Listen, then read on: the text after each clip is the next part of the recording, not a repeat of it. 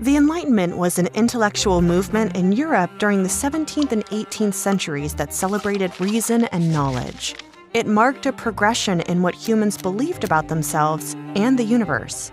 Enlightenment thinkers and philosophers shared exciting ideas about subjects like art, culture, politics, religion, and science. This new exploration of knowledge felt like freedom, and that marked the era with a sense of optimism and happiness. It wasn't the first time more rational ideas had made their way into the public. In the late Middle Ages, renewed interest in Greek philosophers like Aristotle encouraged scholars to reason their way to truth.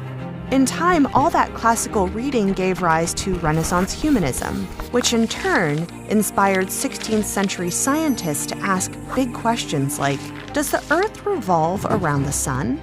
And what's the best way to test your theory or observation?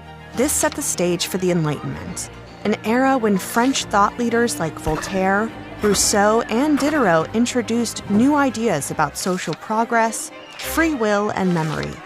Encyclopedias published in this era offered a way to document and categorize humanity's growing knowledge.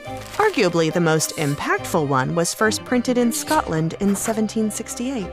Maybe you've heard of it? Toward the end of the 1700s, the excitement surrounding the Enlightenment began to dwindle.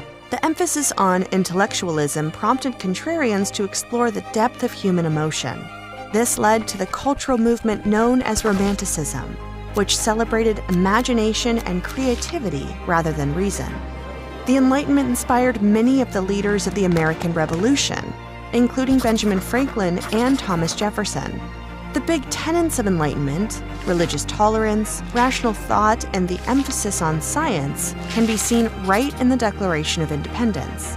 This new way of thinking about government, freedom, and citizenship helped inspire the founding of the United States.